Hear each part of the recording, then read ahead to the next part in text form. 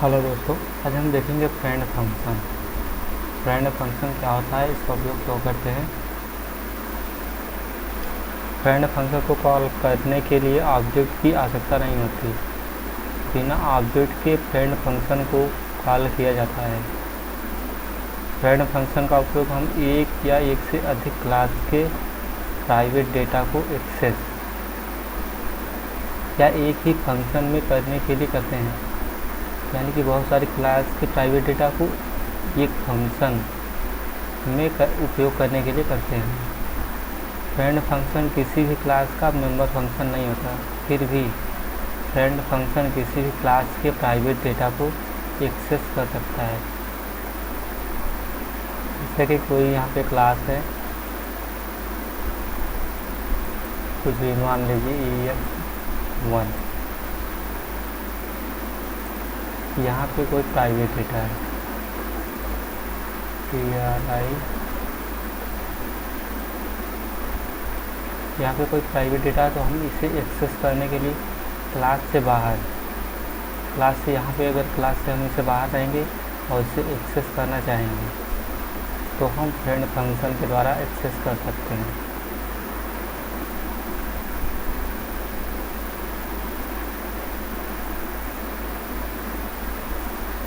देखते हैं class define कैसे होता है।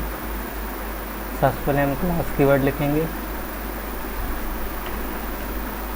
उसके बाद क्लास का नाम लिखेंगे, उसके बाद हम यहाँ जो भी डेटा मेंबर या मेंबर फंक्शन लिखना है लिखेंगे। उसके बाद हम पब्लिक में हम एक फंक्शन है, कुछ यहाँ भी डेटा मेंबर या मेंबर फंक्शन लिख सकते हैं पब्लिक में। उसके बाद हम फ्रेंड फंक्शन बनाएंगे, पब्लिक में फ्रेंड फंक्शन बनाएंगे। सबसे पहले हम फ्रेंड कीवर्ड लिखेंगे, उसके बाद रिटर्न टाइप, उसके बाद फंक्शन नेम, उसके बाद जो भी आर्गुमेंट होगा यहाँ पे देखिए, और इसे क्लास के बाहर डिफाइन करेंगे। इस फ्रेंड फंक्शन को क्लास से बाहर हम इसे डिफाइन करेंगे। फंक्शन डिफाइन देखते हैं फंक्शन को कैसे डिफाइन करते हैं, फ्रेंड फंक्शन को कैसे डिफाइन करते हैं। सबसे पहले हम रिटर्न टाइप लिखेंगे, उसके बाद फंक्शन नेम लिखेंगे, उसके बाद जो भी आर्गुमेंट रहेगा उसे लिखेंगे, और उसके बाद हम क्लास नेम लिखेंगे। उसके बाद हम एक ऑब्जेक्ट बनाएंगे और यहाँ पे उसके बराबर यहाँ पे हम कोड लिखेंगे, जो भी कोड लिखना होगा, या इस तरह से बनाएं, या तो पहले रिटर्न टाइप, उसके बाद फंक्शन नेम, यहाँ पे आर्गुमेंट, यहाँ पे क्लास नेम, उसके बाद क्रिएट ऑब्जेक्ट। यहाँ पे ऑब्जेक्ट एक क्रिएट कर सकते हैं।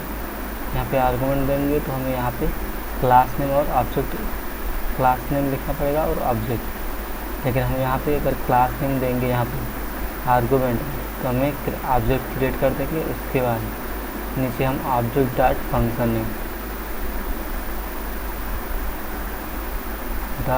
नेम लिखेंगे तो हम इसे कॉल कर लेंगे।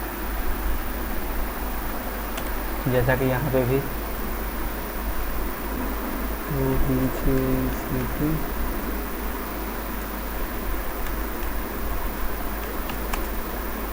फंक्शन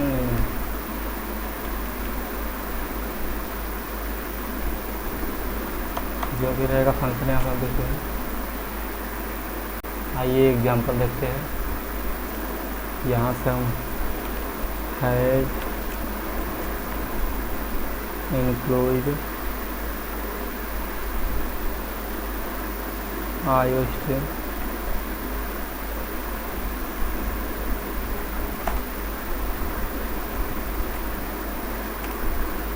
उसके बाद यूजिंग नेम स्पेस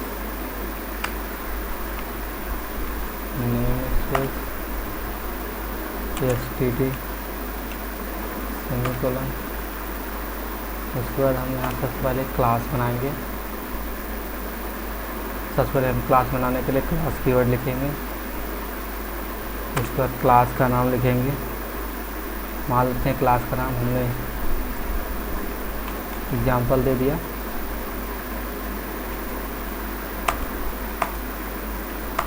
उसके बाद यहाँ पे हम प्राइवेट डेटा बताएंगे।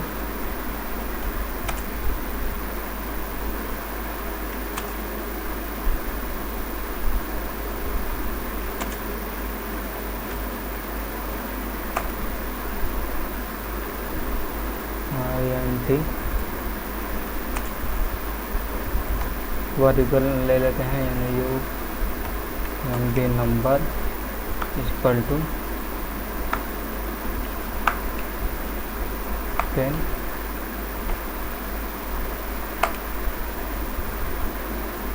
और यहाँ पे दूसरा नंबर ले रहे हैं इंट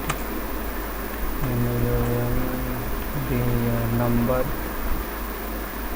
2 इक्वल टू 20 ले लेते हैं। इन दोनों नंबर को क्लास के बाहर हमें प्रिंट कराना है। हम फ्रेंड फंक्शन के जरिए इन दोनों वैल्यू को हम बाहर क्लास पे यूज कर सकते हैं या प्रिंट करा सकते हैं। यहाँ पे हम लिखेंगे पब्लिक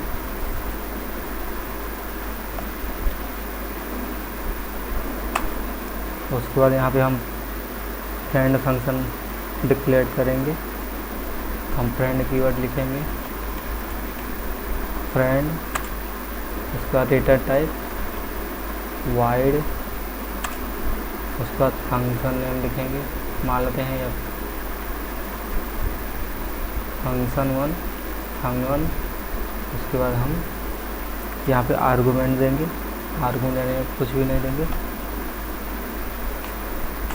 ये डिक्लेयर हो गया। और उसे बाहर हम डिफाइन करेंगे क्लास के। तो क्लास के बाहर डिफाइन करने के लिए सबसे पहले हमें यानी वाइड उसके बाद हमें यहाँ पे फंक्शन नेम लिखना पड़ेगा। यह फंक्शन है तो यहाँ पे हम fun1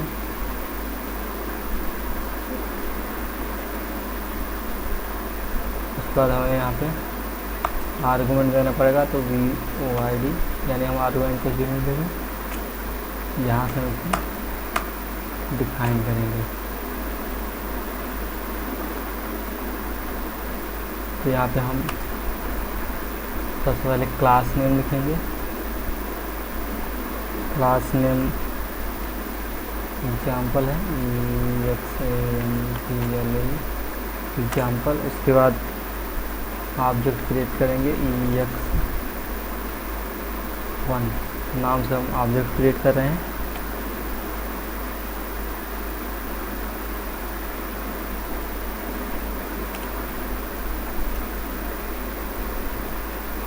अब यहाँ पे हम डिस्प्ले दिखाएंगे इस नंबर को। ये दोनों प्राइवेट नंबर है तो यहाँ पे हम इसे डिस्प्ले कर देंगे। यहाँ पे हम cout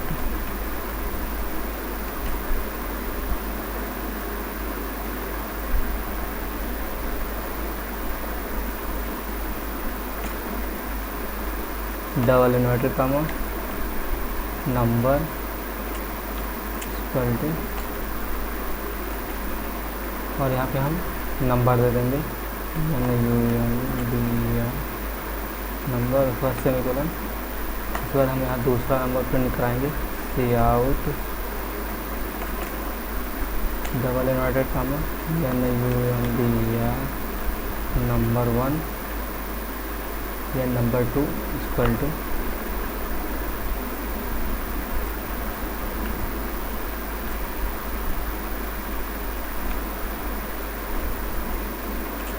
double inverted comma बंद।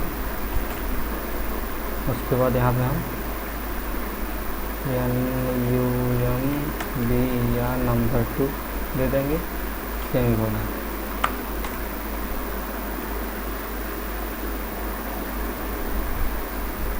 यहाँ पर हमने क्या किया है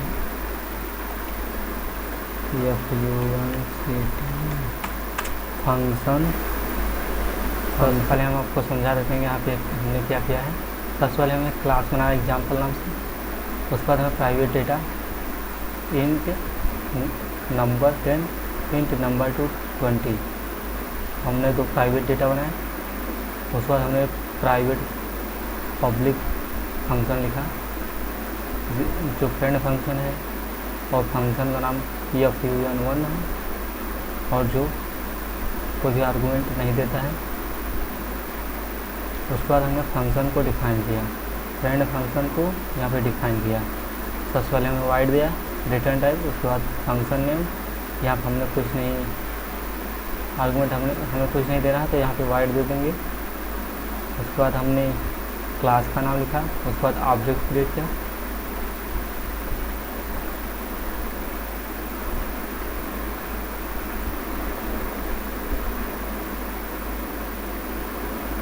ऑब्जेक्ट किया, उसके बाद हमने सी आउट यानी प्रिंट कराया है मैसेज को नंबर इक्वल टू, और उसके बाद हमने नंबर की जगह पे वैल्यू, ये प्राइवेट डेटा है तो यहाँ पे हमने प्राइवेट डेटा को प्रिंट करा दिया।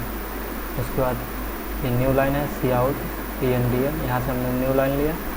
उसके बाद हमने यहाँ से सी आउट नंबर टू को यहाँ पे प्रिंट करा, ये मैसेज दिखा दिया। उसके बाद हमने नंबर 2 को जो भी वैल्यू है उसे प्रिंट करा दिया। जब ये फंक्शन कॉल होगा तब ये चलेगा और ये सब प्रिंट होगा, जब ये फंक्शन कॉल होगा तब। और हमने यहाँ मेन लिखा इंट मेन, हमने यहाँ फ्रेंड फंक्शन कॉल, यानी कि यहाँ ये फंक्शन को हम यहाँ पे मेन फंक्शन में कॉल करेंगे। तो हमने F1 को कॉल किया तो ये जब चलेगा तो ये सारा डेटा प्रिंट होगा। आइए रन करके देखते हैं। जैसा कि यहाँ पे एरर दे रहा है,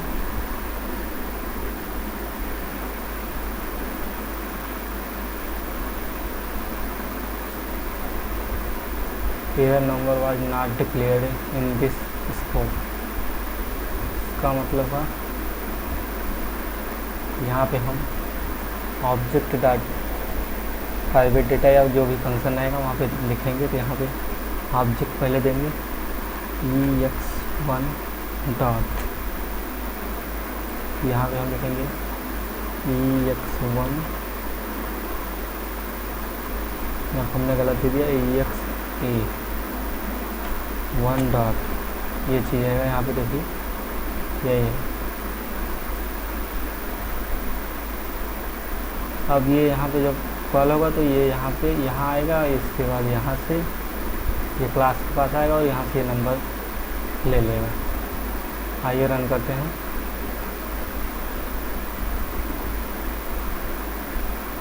ये देखिए नंबर 10, नंबर 2 20।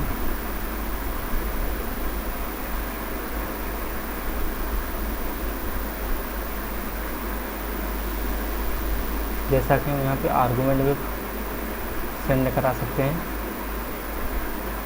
आइए देखते हैं आर्गुमेंट सेंड करा के। int int a equal to 20, यहाँ 5 दे देते हैं। उसके बाद हम यहाँ फंक्शन बनाएंगे, कोई आर्गुमेंट देंगे। यहाँ पे int int a, ये यार कुछ भी दे दीजिए। इतना हो गया, यहाँ से इंटर करेंगे int int। उसके बाद हम यहाँ पे एक वेरिएबल लेंगे y, उसके बाद y इक्वल टू हम यहाँ x1 dot number plus x दे देंगे। और उसके बाद हम यहाँ पे y को प्रिंट करा देंगे।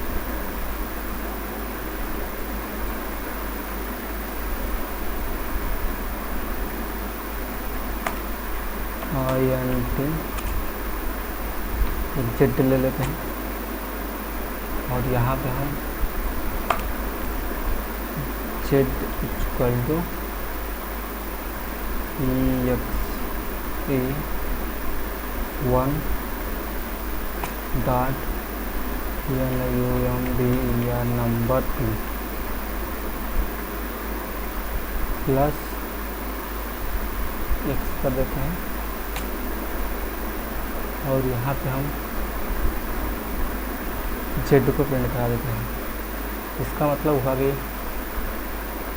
यहाँ पे हम फंक्शन कॉल करेंगे तो यहाँ पे एक ही वैल्यू पास करा देंगे, ये दे देंगे। जैसे ही ये चलेगा यहाँ पे ये आएगा और ये यहाँ पे आ जाएगा, यानी आर्गुमेंट हमने कुछ आर्गुमेंट दिया है, यानी एक इंटीजर वैल्यू है, और ये यहाँ पे आएगा। जैसे ही यहाँ पे आएगा, ये हमने दो वेरिएबल ले रखा है, वाई और जेड। यहाँ पे Y equal to EX1 number, यानी कि ये हुआ, ये 10 हो गया, प्लस x यानी 5, ये दोनों सम हो जाएगा। सम होकर जो भी वैल्यू आएगी यहाँ प्रिंट हो जाएगा। उसके बाद हमें यहाँ पे एक इंटीजर लिया है z equal to EX1 number 2, यानी यहाँ पे ये 20 आ जाएगा, 20 प्लस 5 जो भी आएगा यहाँ पे प्रिंट हो जाएगा। आइए रन करते हैं। ये देखिए दोनों वैल्यू प्रिंट हो गई है। हम यहाँ आर्गुमेंट पास कराया तो यहाँ पे दोनों सम कर दिए।